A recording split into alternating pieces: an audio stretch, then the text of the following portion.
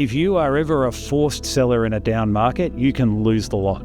If you get commercial wrong, it's a lot riskier. The return's higher for a reason. It's not a perceived risk, it is a higher risk if it goes wrong. The returns are greater when it goes right. Find a problem, find a solution in the residential market to build my capital. I'd try and rebuild as quick as possible, and then I'd get into commercial as soon as I could. If you buy the right assets with the right risk profile and you can hold, real estate can be good for you. That 5 to 15 mil mark, there's a lot of liquidity issues for these guys now because they went in with leverage, they went in with the cap rate was 4, 5, 6%, now their interest rate's 6.5%. In real estate, our job is to go where the money's green. Our job is to find the opportunity and to come up with a solution for the problem and get paid for doing it. Good day everyone, how you going? It's Phil Tarrant here. Welcome to Inside Commercial Property. I'm joined by Scott O'Neill, my co-host. And Scott, we've been saying it for years now that we'd get on the road and do some travelling and go and see some folk elsewhere. And here we are in sunny old Melbourne. It's the heartbeat of the world down here. And I know that there's a lot of angry property investors down here, or the rest of Australia, who have probably exited this area because of some of the decisions of the state government of recent times. But Melbourne could be bouncing back. We can have a chat about that today. But we have a very special guest as well. I know. I'm excited about this one.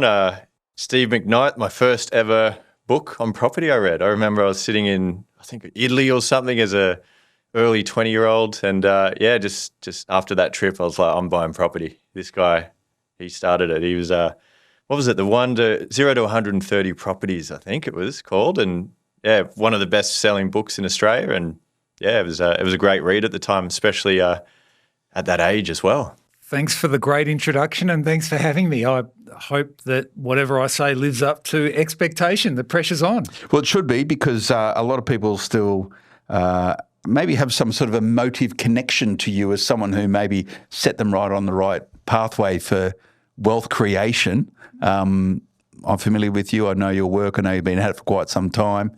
A lot of people would say one of the original sort of OG property investors in the modern age.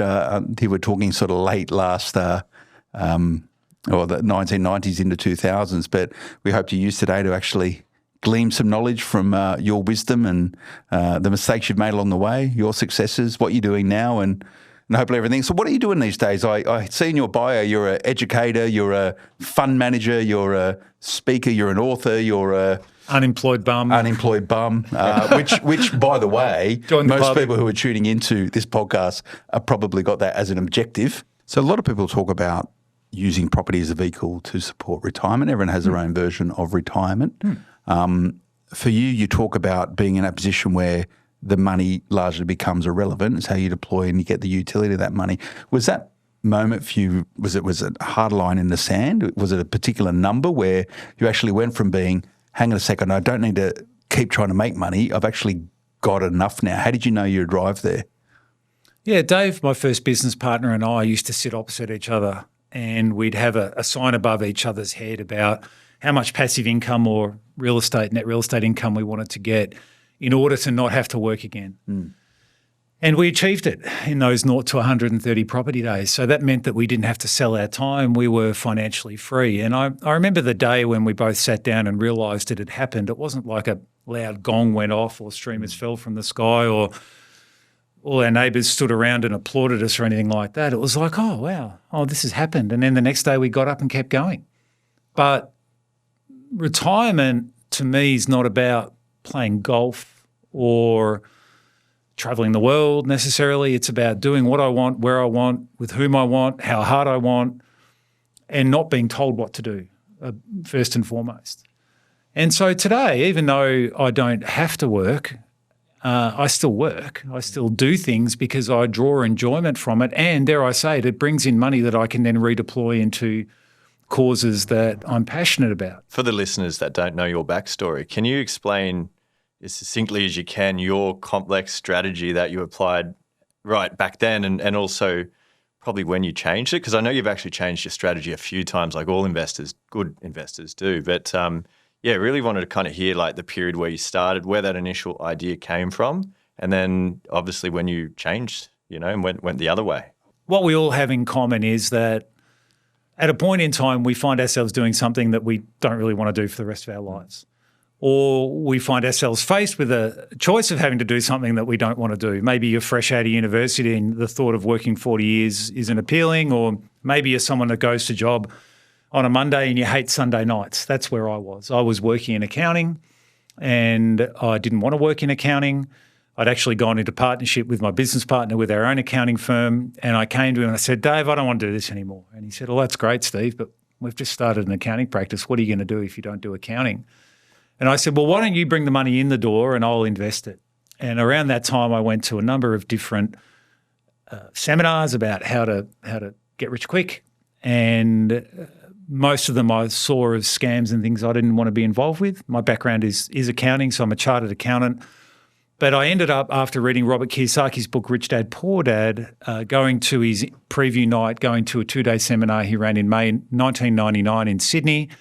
And then there was a real estate agent that got up at that seminar and said, "I don't know why people bother with negative gearing when you can positively gear." And he showed some examples of some houses around Sydney which were positively geared. Now, for those people who don't know what positive gearing is, it's when you borrow money but the amount of the loan repayment and the property costs are less than the rent that comes in the door, so you've got money in your pocket. That's the positive part of it, and the gearing part of it is the borrowing part.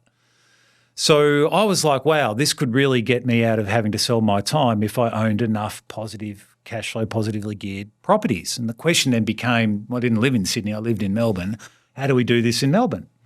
So I spent some time researching, couldn't find a single positive cash flow property in all of Melbourne, thought this was probably just a scam. But before I threw it away, got in the car and went to Ballarat and struggled to find some houses in Ballarat that were positively geared. But one day in a housing commission area of Ballarat called West Wendouree, there was this house that was positively geared. I felt like I found the unicorn. And I thought, wow. And so we ended up buying it. I think it was about 44 or 45 grand. It was about $120 a week. And when you crunch the numbers, it put about $20 a week into our pockets.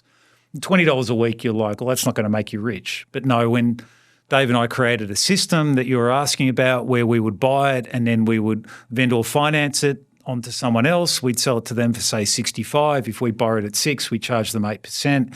So we made a margin on the interest rate. We made a margin on the purchase price. And then when the first homeowners grant came in, we petitioned the government so that vendor finance sales would be included in the first homeowners grant.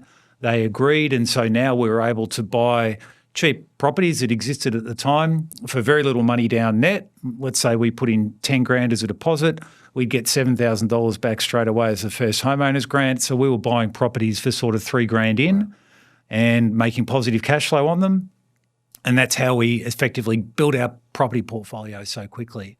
And then we got to the magic mark of enough positive cash flow property from these vendor finance sales that we didn't have to work in accounting. And then something very curious happened that we did not foresee. And that was people started cashing us out. They said, well, we want to refinance with XYZ lender. And we're like, okay, because even though we'd sold it to them for 65, property prices had increased so quickly that this house was now worth 80. So we went from no money to positive cash flow to no positive cash flow and lots of money as people cashed us out of these loans. And we're like, now what do we do? So the next thing we did on our property journey was go and buy blocks of units in Tasmania. And from that, we then went to New Zealand. And then shortly thereafter, Dave and I shook hands and said, thanks, that's been great, but we want to go off in different directions. I did a little bit of land subdivision and commercial developing. And then we get to around the end of the GFC and I went to the United States of America and like a drunken sailor bought a couple of hundred properties in the United States. It was all the rage back then. Well, this was before it was all the rage. And then on the back of that, I set up a REIT which went and bought over $150 million of real estate, commercial real estate. I've been a commercial real estate investor for 21 years.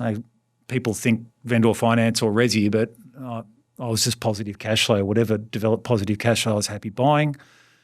And then that fund has now come to an end, and about a year and a bit ago I set up an Australian real estate investment trust to buy commercial property in Australia. Okay. And interesting with the intro because yesterday I agreed to buy a $23.5 million commercial property in Victoria. Okay. So while some people are afraid to invest here, if you buy problems and sell solutions, you can make money out of real estate. And I think there's plenty of them in Victoria at the moment. There are. I mean, the government's not friendly to property investors, but if you can in real estate, particularly commercial real estate, pass all the risk onto the tenant and you've got a creditworthy tenant, then you're not the one sitting here having to appease the government in Victoria with land tax and other things. That's the tenant's job. You mentioned big Resi portfolio, then a transition into commercial, and I think most people who tune in this podcast would go on a similar journey. They'd start in Resi, they'd build a portfolio, whatever size, and then transition to commercial when they get to that point of saying, I can't be bothered with the administration, there's too many moving parts, et cetera, et cetera. And now, in this day and age, debt is a lot harder to secure than probably what it was back maybe in the turn of the century. So it's a lot of different moving parts to it now. I know Scott was very much similar to that, started down a Resi pathway and then was smart enough to move to commercial sooner than myself. Again, looking towards the positivity of the cash flow.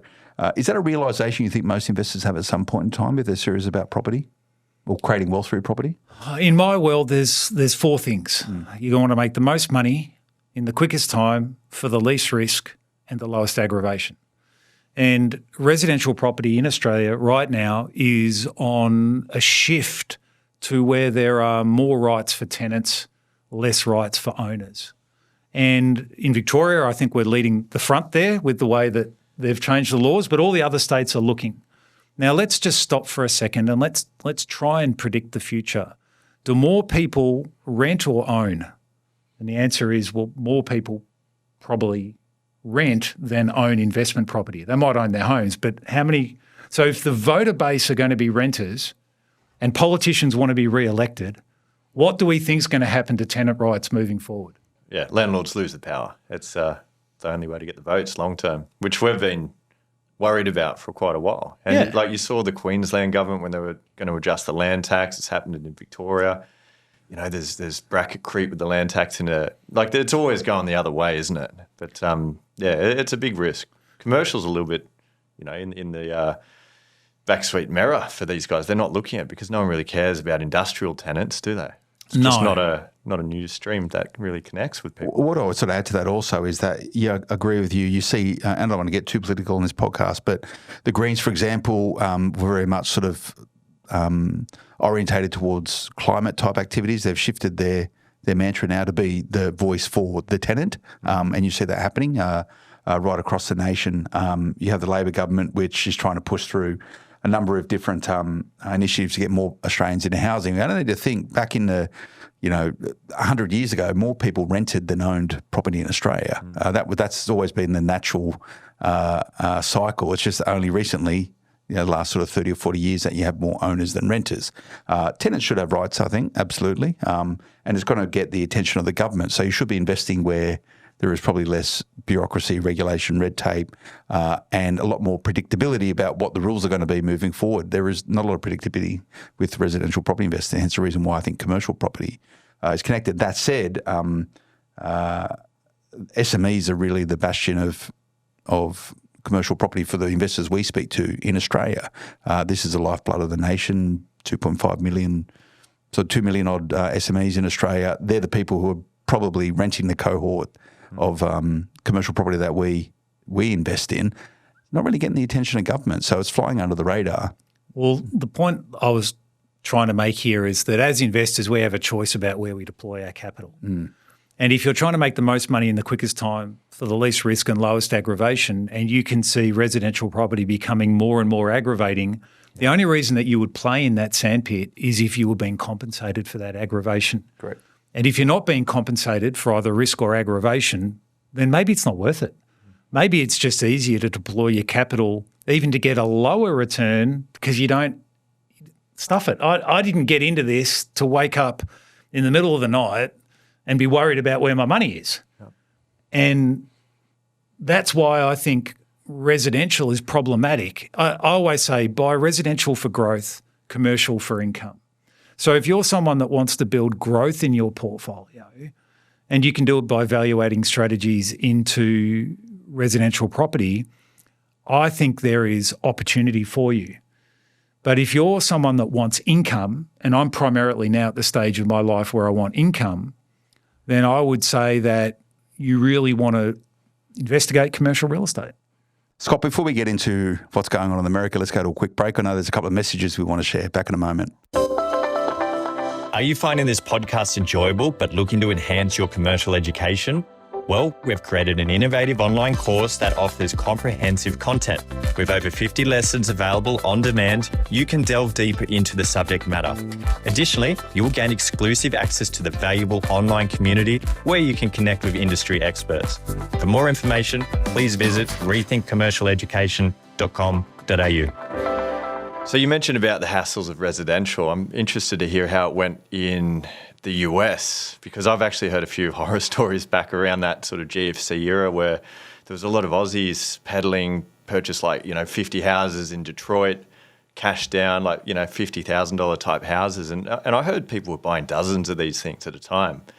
So I'm interested to hear what your exposure to the US was on the residential front. Yeah, quite large, although while I bought a few single families, it was multifamily that really caught my attention. So mobile home parks and blocks of units, 3-plex, 5-plex, 8-plex, etc. And it worked out really well for me. But I was very hands-on and I had an on-the-ground manager and I had to manage the manager. And there were a lot of horror stories because what I heard happened was that people bought through, say, buyer's agents and they were sold a property that made sense on paper in Australia, but they didn't realise the nuances of investing in America and the importance of having an on-the-ground manager who knew what they were doing and was being well paid for what they do. And were you living there at the time as well to manage them? No, but I made regular trips over and, it all worked out. I owned that portfolio for about 4 or 5 years and made quite a lot of money on it, paid a fair bit of tax in the United States of America. But it was the genesis of seeing the market coming back in Resi, but prices in commercial still heavily underpriced for what I thought the value was, which got me to start up a retail managed fund in Australia, raise money off my database, and then go and invest it together. Interesting. So obviously the US changed massively before and after the GFC. So you got in after the GFC? I got in when there were signs out the front of the bank saying we're still open for business. It was absolute carnage on the streets. Most people with a loan in Southwest Florida where I was investing, they were underwater. They owed more than the property was worth. The stuff I was buying for 10 cents in the dollar compared to what it was worth at the peak of the market. Stuff with 30% ROIs on the cash flow. And I couldn't borrow. You needed cash. But luckily with what I'd done previously in investing, I had cash to deploy. And then you were going into commercial at that same period too, which would have been even more risky, one would think. No, not necessarily, because the cash flow worked and we were buying at $30 a square foot when replacement cost was $90 a square foot. So if you're buying at a third of what it would cost you to replace that asset, when the market comes back and people are buying or building new stuff and they've got to charge 90 and you've been able to buy at $30 a square foot, you can always offer a cost-effective result. Remember this, right? And commercial real estate's a dangerous place to invest. You're not swimming between the flags when you invest in commercial real estate. You need to know how to read the rips. But if you can always rent your property for positive cash flow, and that positive cash flow is more than what the loan repayments are, you can live through any market. If you are ever a forced seller in a down market, you can lose the lot. So we were buying for cash. And we knew that in the worst case scenario, because we'd bought cheap, we could rent cheap, where was the risk? It's only when you pay top dollar and you borrow to your eyeballs that all of a sudden the market turns against you. And as Warren Buffett would say, you're caught naked when the tide goes out. Myself and Scott talk about this a lot on Inside Commercial Property, and that is that commercial real estate, or real estate investing in general, can be quite forgiving if you do it the right way.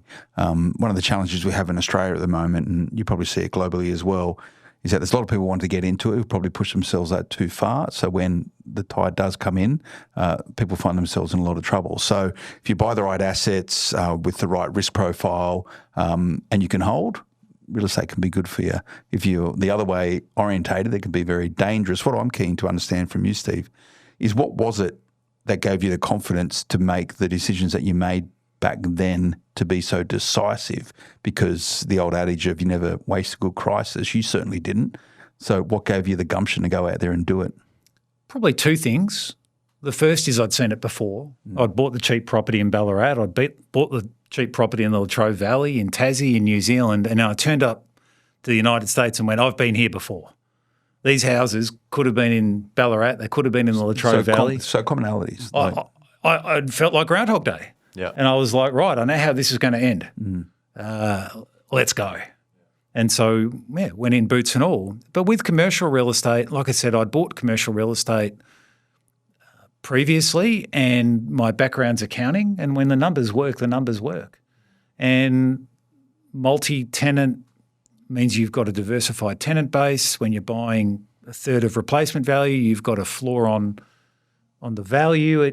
To me, the Australian dollar was $1.10 US. Yeah, I remember those days. Everything pointed to this was a unicorn surfing on a rainbow.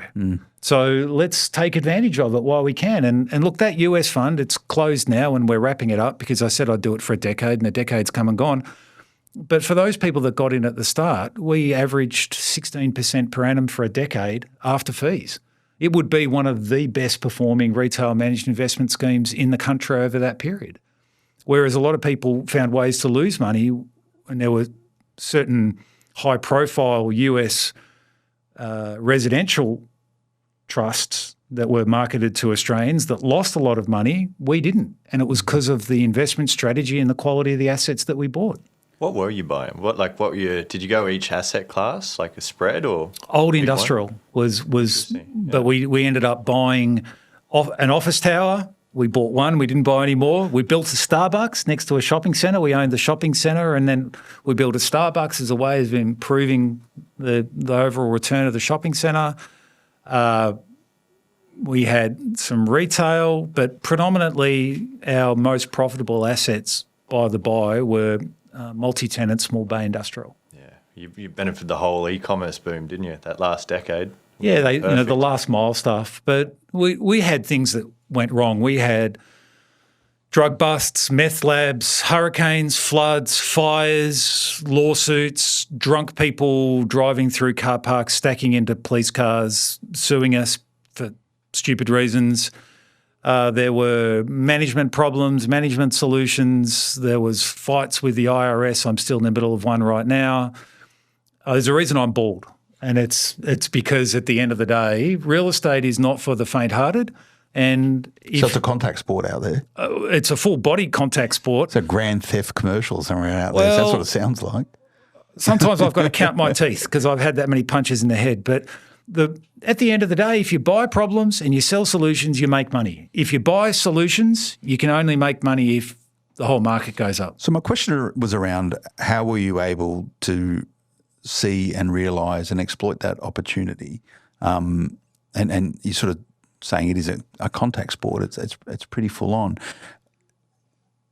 Do you need to be comfortable with conflict to be a capable commercial property investor? No, you don't. You can be a dumb investor in commercial real estate, provided you've got a smart manager. If you've got a dumb investor and a dumb manager, it's like a poker machine. How long until you lose? So you got to look at yourself and you've got to say, what are my strengths? What am I good at doing? Oh, I'm good at working in my job. Well, then stick working in your job and then find someone who's a smart investor to be able to find the opportunity.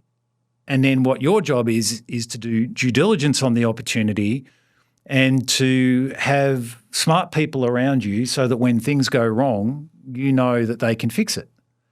And the problem I've got with commercial real estate is when I started in accounting in the late 1990s, commercial real estate was going backwards fast.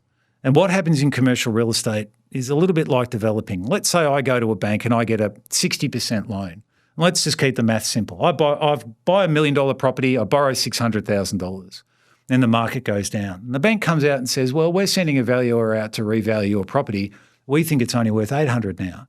And you have to keep your LVR at 60%. So the maximum loan you can have now is $480,000. We'd like $120,000, please. And you're like, but I don't have 120,000. And the bank says, well, that's no problem. All you need to do is sell your property right now and give us our money back. And then if you're a forced seller in a down market, you're a price taker, and that's where you can lose a lot of money. So debt can help you, but it can also be very treacherous if you are caught on the wrong end of it. Have you ever been caught in any of your deals with those situations as well? Or are you going quite high percentage cash? No, each time? well, in the Aussie fund that we set up, at the moment at least, we are 100% cash. We're 0% debt.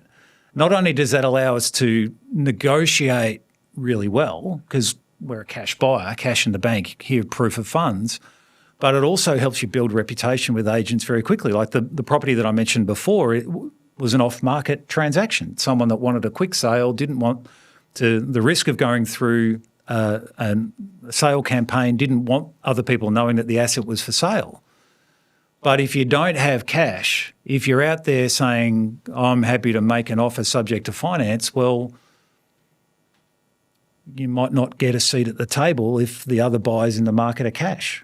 I know as a seller, I would rather take a cash offer for less than a higher offer subject to finance, because I'd rather have the certainty than take the risk of someone I don't know trying to qualify for money and burning a due diligence period. Yeah, and we need to put this chat into perspective. I think it's nice that you're in that position, but that doesn't reflect most people, particularly those who are probably starting out in commercial. But I do note, and you say it right now, particularly in commercial real estate in Australia, there's a lot of cash buyers around, and these are the people you're competing against if you are leveraged. And it's the shackles that a lot of investors have on them because they're fighting for great assets, but, you know, they've got one hand tied behind their back, proverbially. Well, they were the ones controlling all the auctions for like 2-3 years, you know, from 2021 to 2023, and they've dropped off a lot of those cash offers now. But, the yields they were going, and these are not the type of investors you are, but they're like mums and dads who've just sold off their business or inheritance, and they just put a 3% yield on a McDonald's somewhere. And there are a lot less of them now, and that's why, you're right, there's a massive advantage. If you're a cash buyer, especially in the 23, like I negotiate on these deals, and I can tell you you'd be like, there's 0.1% out there. Because all funds have a lot of them have a capital raise period too, so that's even worse than due diligence. That's 3 months generally.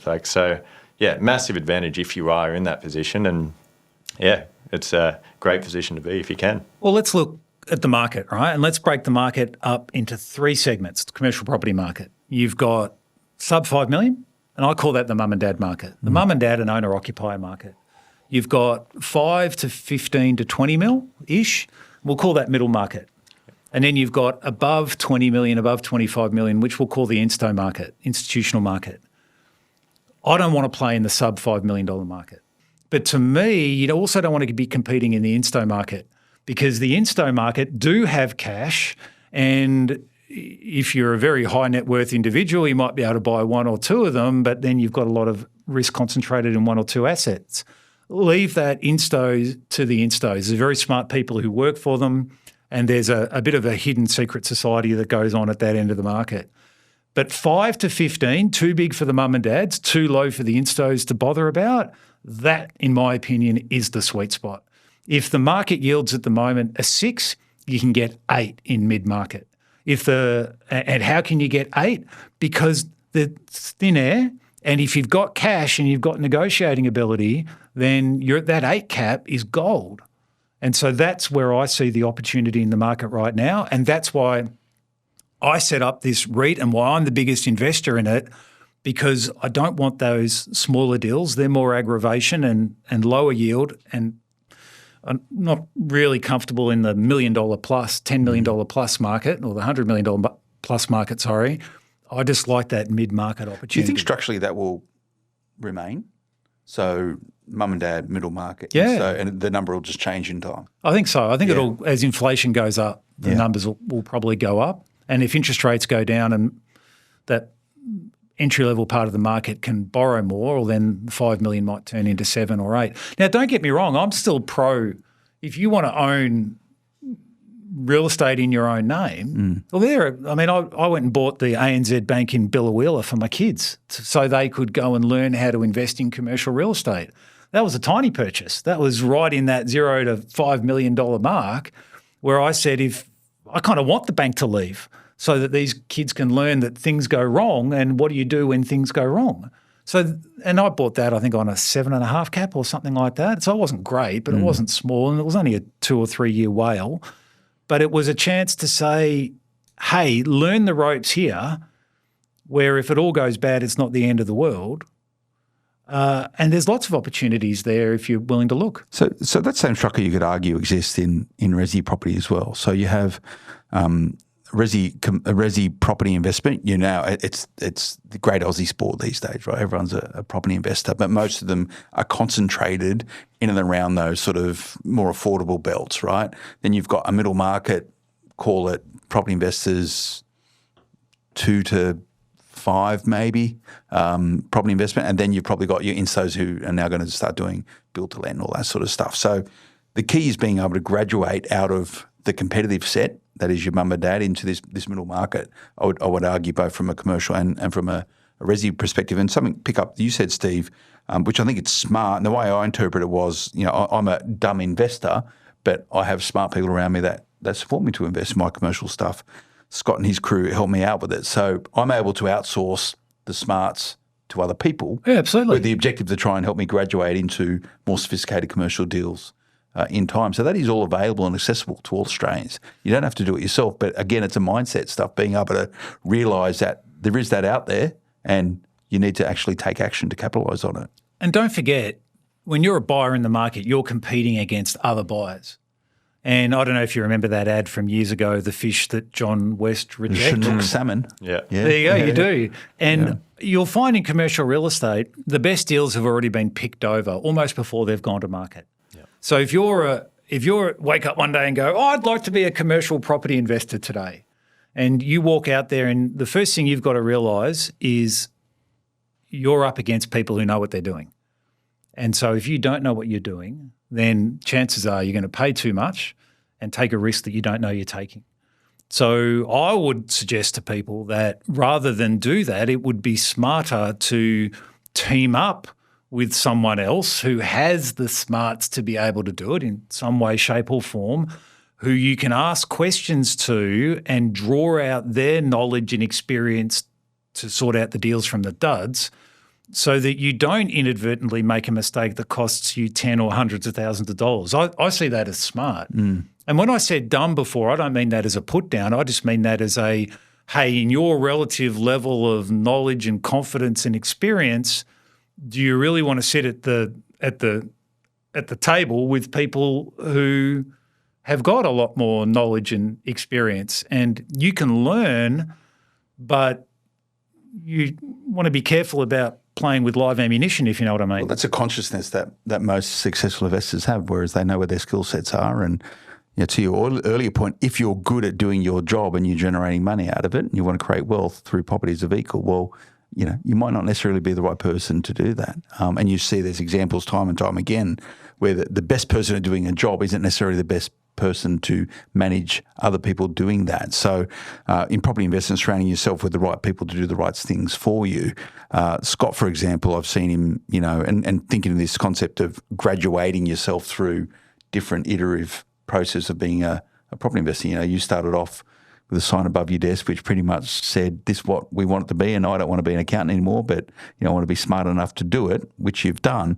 How do you go about realising or being comfortable with a consciousness to change and shift your mindset? For Scott, he got to a point where you went, this Resi lark, probably not that long-term thing. I better start shifting into commercial. Do you wish you made that decision earlier? You think that was the right time for you to do it? Look, Resi was great for me, and I always say to all our sort of entry-level clients, start in Resi, because like Steve mentioned, if you get commercial wrong, it's a lot riskier. The return's higher for a reason. It's not a perceived risk. It is a higher risk if it goes wrong. The returns are greater when it goes right. My passion is obviously helping others, and our gap in the market is between the fund managers and the mums and dads, because a lot of people want to own a property and they're going to go in blind and they're going to get burnt by the likes of you or me or the 50,000 other agents, fund managers out there. But there is a position in the market where we can help them safely do, 100-point checklist, due diligence processes, and just stop them from losing their hat on the way in. And that's where, I am for the next decade. But yeah, all the fun side and that's a different ball game. And I think there's a massive place for it, because a good manager, and there's a lot of bad managers at the moment, and that's your advantage, especially that 5 to 15 mil mark. There's a lot of liquidity issues with these guys now, because they went in with leverage. They went in with the cap rate was 4, 5, 6%. Now their interest rate's 6.5%. They're trying to then pay their investors out disbursements, and they're holding them back because they can't afford it. There's a capex now hitting them. So there's a lot of horror stories in that space. So like you said, what was that poker machine analogy? Like a bad manager, if you haven't kept the buffers in place, this interest rate is going to destroy you, and it's not coming down yet. But, gents, commercial real estate's really easy. We play Monopoly. You start off renting, right? You land on a square, you buy it, and then someone else lands on it, and you charge them rent. Then you go through 4 greenhouses, and that's about value adding to the property. And you can do it in Resi, you can do it in commercial. But then if you want the real income, we've got to stick a red hotel on it. And folks, that is commercial real estate. So now we go, well, okay, I see where the end game is, commercial real estate. What could go wrong? At a very simple level, there's really only 2 things that can go wrong in commercial real estate. Something wrong with your building, something wrong with your tenant. Right? And if you do your due diligence over your building and you do your due diligence over the tenant, the only other thing that can go wrong is you've got your leverage wrong. And then there is a million and one things to know about buildings and tenants. I don't want to oversimplify it. But to me, residential real estate is so much more complicated. There's all these rules you've got to follow. There's residential tenancy acts. You can't knock on the door on a Tuesday or whatever the stupid rules might be. None of that exists in commercial real estate. You can go in with some intelligence and business knowledge, go and talk to your tenant and drive a deal. I'll give you an example. We bought a property. It only had 1 year left on the lease, and the first thing we did after buying it is come and sit down and say, how much money do we need to pay you as a tenant incentive to get you to sign a longer lease? Let's imagine that we bought it on a 7 cap and it had a 1 year WALE. Immediately changing it to 10 years drops the cap rate from 7 to less risk, 6.5, 6, whatever it might be. If it costs us $300,000 in TI, tenant incentive, and I've added $1 million by dropping the cap rate, I just put $700,000 in our pocket.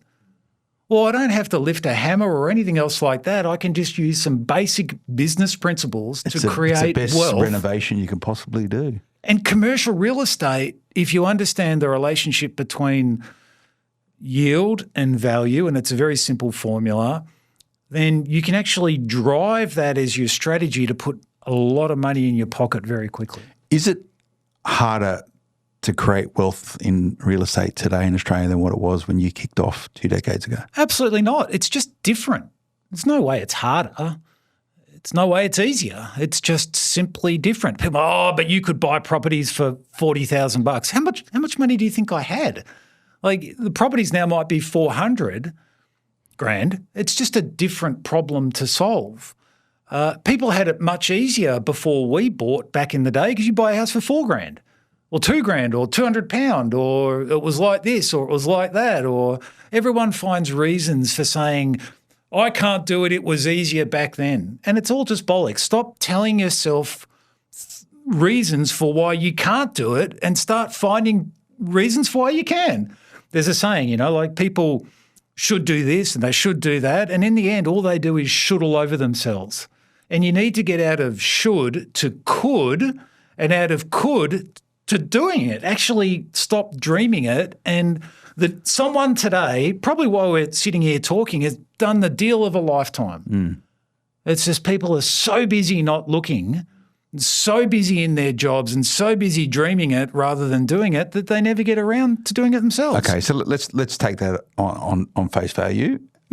Do the tactics and the basic strategies that worked for you 2 decades ago apply in today's market? Well, remember earlier on I said the secret to making wealth in real estate is if you can buy problems and sell solutions, you'll make money.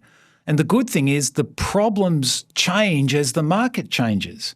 And so the original problem that existed was affordable housing. And so we came in and solved the problem for people who couldn't get loans by offering vendor finance. And then it got to the point where people's repayments were greater than the rent, and that opportunity of vendor finance that we saw in the market dried up. So then we pivoted to another problem, which was affordable rentals. And so we started buying the blocks of units. And then guess what? All the values of those went up, and so they were no longer positive cash flows. So then Dave and I sat there going, now what are we going to do? Then we went to New Zealand and we found a little town called Tokoroa and bought half of it in an afternoon. And then guess what happened to the prices in Tokoroa? Because we bought half the town. They all went up. And so we couldn't make money in Tokoroa anymore. So then what we did, so we went to the United States. So then I owned a property in the United States in the fund that I ran there, and it was a multi-tenant industrial property.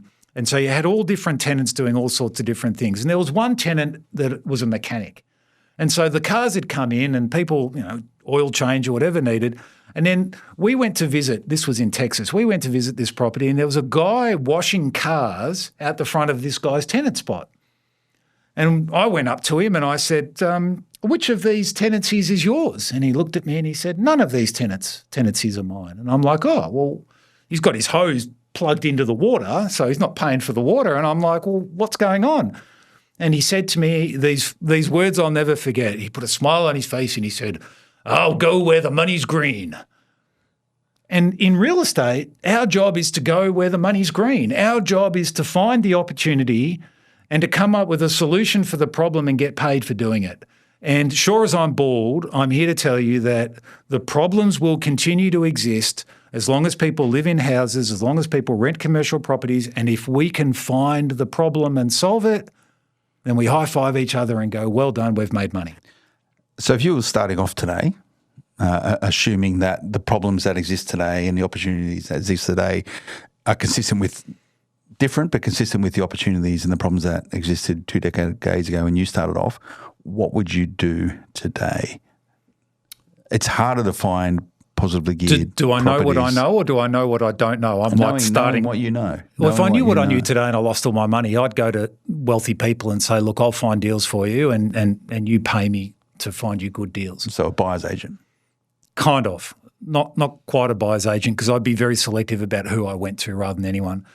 But that said, if I was starting and I didn't know anything, then I think I would follow the monopoly principle. I'd start off from residential property. I'd look to grow my capital as quick as I could, because in residential, people are emotional and people aren't logical. They go, I'm willing to pay more to get the house that I want. And so if I could find a problem, find a solution in the residential market to build my capital, I'd try and rebuild as quick as possible, and then I'd get into commercial as soon as I could. So create equity as quickly as you possibly can. And redeploy it into commercial. So nothing's really changed. Yeah. And in terms of your Victorian deal, because I already know what you're going to say, but the solution that's creating, obviously it's a down market right now. We've just come out of a meeting with many. We're in Victoria right now, and it's a depleted market. Like the Resi market's down 1.9% year on year, Perth's up 23 odd percent. So like it's going a different direction to other markets. But interestingly, what type of investment are you seeing opportunities are, particularly in Victoria, and why this state over others? I'll go where the money's green. I mean, we also looked at North Queensland, Rockhampton. I was there last week looking at some deals. Victoria, because I live in Victoria, and this particular deal is in the same area as 2 other properties that we just picked up. And through that agent that we bought the other properties through, he's like, I've got this other one.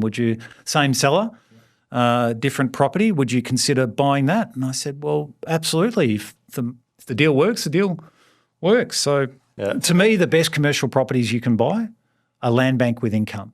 So I personally like the story of service stations.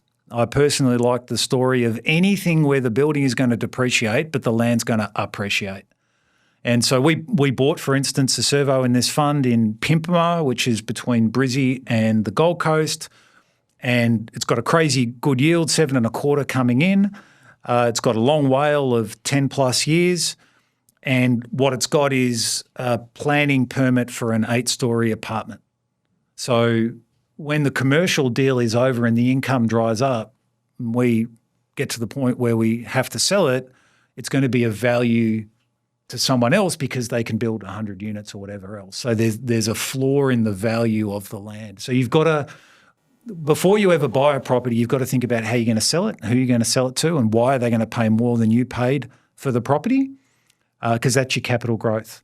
Remember, properties don't go up in value. Everyone thinks, oh, I'm getting capital growth. The only thing that changes is someone's opinion of what the property is worth. And therefore, in order to get a capital gain, someone has to pay more for it than what you paid for it.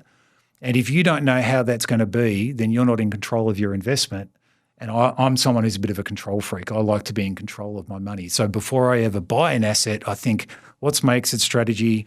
Who's going to buy it off me? How much are they going to pay for it? Remember, in real estate, I'll use this analogy. If you're a good plant in toxic soil, you're going to die. And if you're a bad plant in good soil, you're probably going to come good. Well, the plant is the property you buy and the soil is the management. So if you buy a good property and put it in the hands of a bad manager, that asset's probably going to go bad. If you buy a bad asset and put it in the hands of a good manager, then it can turn around. So whatever you do, people who are listening to this, don't make this mistake. Don't buy a good asset and then go cheap on the management. I see it happen over and over again. People are willing to pay top dollar for an asset and then go bargain basement on the manager. That is a recipe for disaster. How do you know your manager is bad?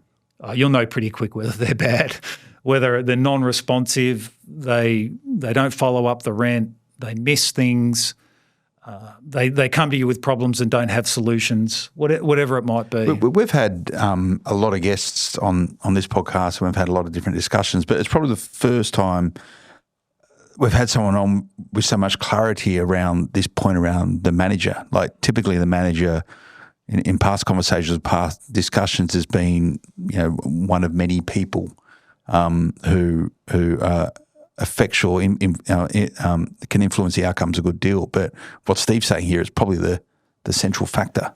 Yeah, and the problem is the quality of management overall across the country is dropping. You would have seen it. It's quite hard. Like some of the people that were good have got overpowered with too many leads, and then the quality of service does drop. And exactly the things, they don't follow up, or the lease lapses, and they don't have a suggestion of what the real market rent is. And all of a sudden you're having to create your own spreadsheet and say, this is the rent I need to go for. And it's like, it is hard yards. And it's no quick solution. You just got to find it. But one of the issues with smaller investors is you're buying the big stuff. These guys are dealing with, rent rolls of down to 30 grand per annum. They're not going to get the best service sometimes, but yeah, you're always on the hunt for a good manager, and you find them, you latch onto them with dear life. So to your point around this mum and dad middle market insto type, the organisational structure of commercial real estate, how long do you stick it out in Resi, or do you stick it out for Resi longer until you can graduate into a middle market straight away, or should you play in small ticket commercial real estate? I have a very different philosophy when it comes to real estate than most other people, and I like to think it's one of the secrets of my success. Dollars are homogenous, right? A dollar in Resi is the same as a dollar in commercial in the sense of a dollar is a dollar. But what is not homogenous is risk. So the answer to the question of when do you get out of residential and into commercial is when you can make more money sooner with less risk and less aggravation. And I would say the sooner the better, because if you're taking on risk and aggravation and not getting paid for it, then you're not a particularly good investor. So there'll come a time when residential real estate doesn't make sense anymore. And what I'd say to people listening to this is that if you don't know about commercial real estate, then go and find out. And maybe it's read a book, or I don't know, go to a seminar, or however you want to do it. Tune into this podcast. Listen to back episodes, whatever it might be. It's not particularly hard to understand, but there's a lot of things that if you don't know and get wrong are going to cost you money. So, yeah, you asked me before if I lost all my money how I'd start again. I'd start again in Resi, but that would only be for as long as I had to get into commercial.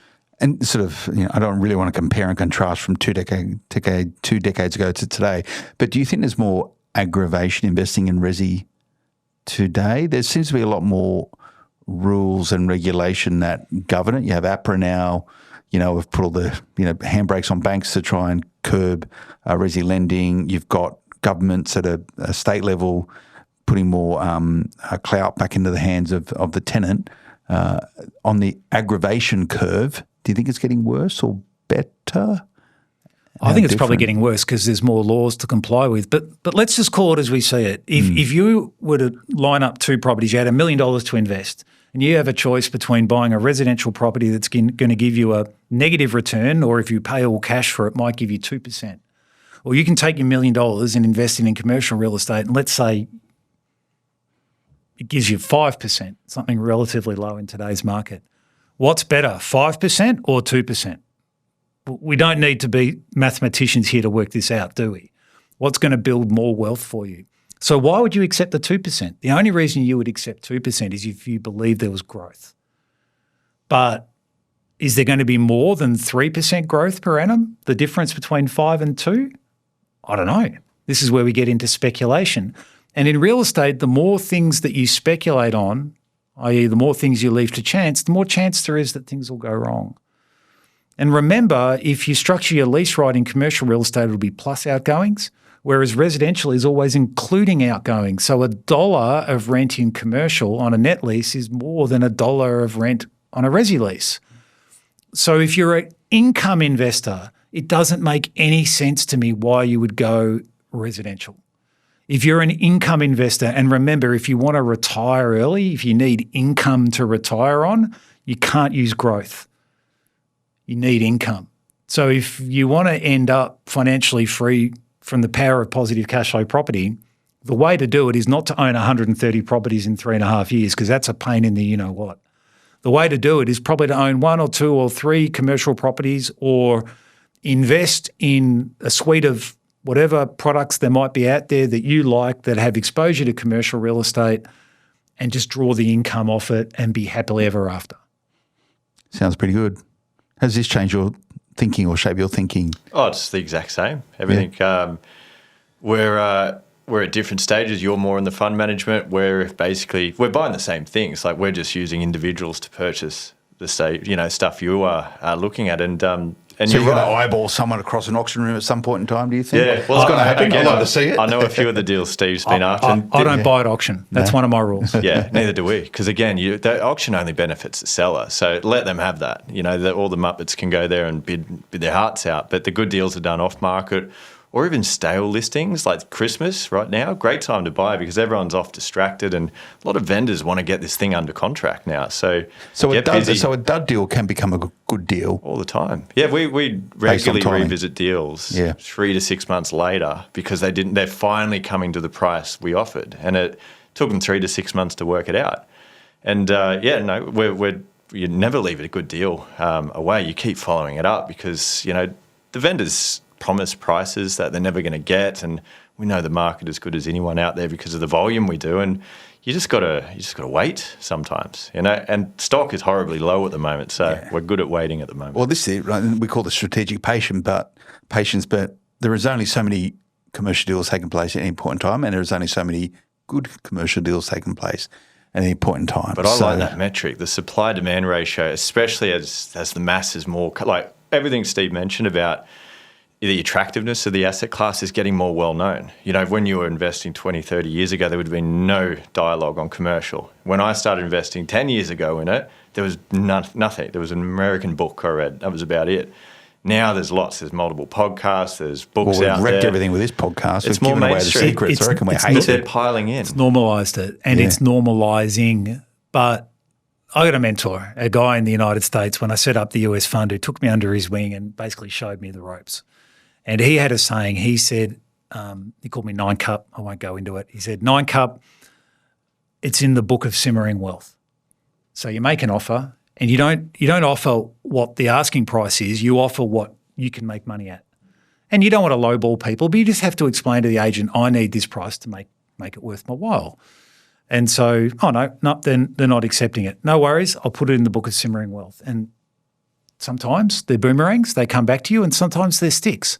But be very careful you don't take commercial real estate personally. This is not. It's all professionals, and it's all simply how much down, how much back, how much time, how much risk. And if you miss out on a deal, don't stress. There's another bus around the corner. I missed out on the best deal ever once because I got greedy. It was in Orlando near the airport. I would have made millions and millions of dollars on this deal. But I pushed it so hard that in the end, the vendor sold it to someone else for less than I offered just to say, I'm not selling it to you. I'm curious about this. I thought about this in a conversation. I didn't ask it, but I will now. Were you liked in America? Did they like the way in which you did business? Was it a different? Novelty. Yeah, so 100%. Were the you guy with the funny accent. But was it because you had a funny accent or you had a funny way of going about doing things? No, the Aussies, Americans love Aussies because we're seen as the dumb cousins.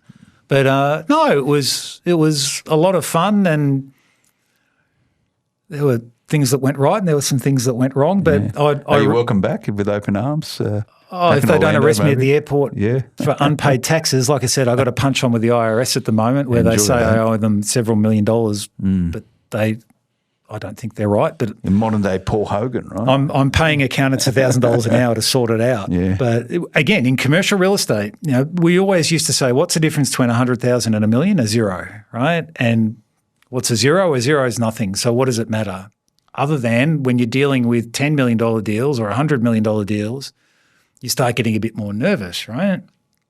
Well, if you're dealing with accountants at $200 an hour, they're a certain quality. If you're dealing with accountants at $2,000 an hour, well, then all of a sudden you've got a bigger problem.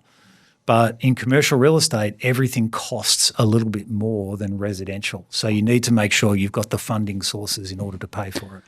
Well, Steve, we're running out of time. Damn, hey? Well, I thought we were just getting started. Just warming up. I was about to tell you about the deal of a lifetime, but We'll have to wait till next time. But Do round two, I think. Yeah. Thanks for joining us. I really enjoyed it, and I think for you, it's probably corroborated a lot of the things that you're doing, and it's nice to have a, sort of peer sort of review of what's going on and how you see the world, and there's a lot of commonality in the approach. So success leaves clues, obviously. Yeah, no, and it's great to have Steve. Again, I didn't know how commercial focused you were until I ran into you on the field a couple of times, and we were looking at the same stuff. So that's why you're here. I wanted to, find out what was behind the curtain, basically, and look, it's the same page. A small bald man pulling levers, pretending to be the Wizard of Oz. You're a true counter-cyclical investor, and hats off to that. Going into the US, even NZ, early days, and Victoria, that's a counter-cyclical play now. And, those that think that's risky are missing out the greatest opportunity, because when it's an opportunity, there's really that's when there's not much upside left. You've got to get in early, and that's your trick. Well, let's forecast quickly into 2025. Probably interest rates are going to go down. If interest rates go down, commercial prices go up, right? That's the inverse relationship. The REITs are coming back now. They've been out of the market for a while, and now they've got an appetite, particularly in the office, to come in and try and buy assets that have been stripped down in value. So as more people come into the market, as people can borrow more money, only one thing can happen. Prices must go up, yields must go down. Now, I'm not saying this is definitely going to happen, but it's a bit like forecasting La Nina and El Nino. We're moving towards a market where things are probably going to get better for commercial real estate than worse for commercial real estate. We're coming out of the lull, and that'll bring more people into the market. That'll push prices up. And for those people who've already taken action, they'll have good seats on the bus. Very informative. Thanks for your time, Scott. Good to see you down in Melbourne. We'll get on the road, and the mission for 2025 is getting out there and doing more rather than being locked in a studio in Sydney. This is Inside Commercial Property. Thanks for joining us. We'll see you again next time. Until then, bye-bye.